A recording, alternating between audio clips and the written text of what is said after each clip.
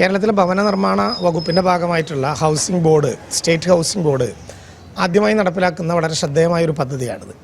നമ്മുടെ മെഡിക്കൽ കോളേജുകളിലെല്ലാം രോഗികൾക്ക് തന്നെ കിടക്കാൻ സൗകര്യങ്ങളില്ല എന്ന വിധത്തിലുള്ള പ്രയാസങ്ങളൊക്കെ വരികയും ചെയ്ത ഘട്ടത്തിൽ അവർക്ക് കിടക്കാനുള്ള കിടക്കകൾ ഉറപ്പുവരുത്തുമ്പോൾ പലപ്പോഴും അവർക്ക് കൂട്ടിരിപ്പുകാരായ ആളുകൾ കിടക്കാൻ കഴിയാതെ, പ്രത്യേകിച്ച് നമ്മുടെ മെഡിക്കൽ കോളേജുകൾക്ക് ചുറ്റും അത്ര വലിയ ലോഡ്ജുകളോ സംവിധാനങ്ങളോ ഒന്നുമില്ലാതെ, ഇനി ഉണ്ടെങ്കിൽ പോലും ദുർബലരായിട്ടുള്ള ജനവിഭാഗങ്ങൾക്ക് അതിന് വേണ്ടിയിട്ടുള്ള പണം കൊടുക്കാൻ കഴിയാതെ കൂട്ടിരിപ്പുകാരായ ആളുകൾ രോഗികളെക്കാൾ കൂടുതൽ ബുദ്ധിമുട്ടുന്നതായി കാണാനിടയായി.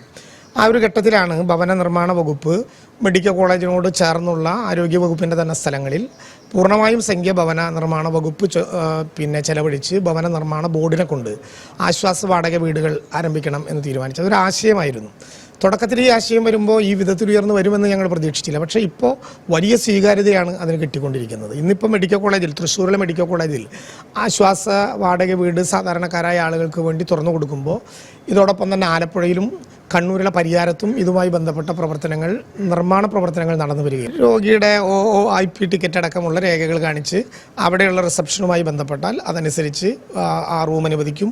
അവരുടെ കാലാവധി കഴിഞ്ഞാൽ അത് തിരിച്ചെടുക്കും, പിന്നെ അടുത്ത ആളുകൾക്ക് കൊടുക്കും. തുടർച്ചയായി അതിൻ്റെ ക്ലീനിങ്ങും ശുചീകരണവും ഒക്കെ ഇതുമായി ബന്ധപ്പെട്ട ആളുകൾ നടത്തും. അതുപോലെ കൃത്യമായിട്ടുള്ളൊരു മാനേജ്മെൻ്റ് ആയിരിക്കും അതിനുവേണ്ടി.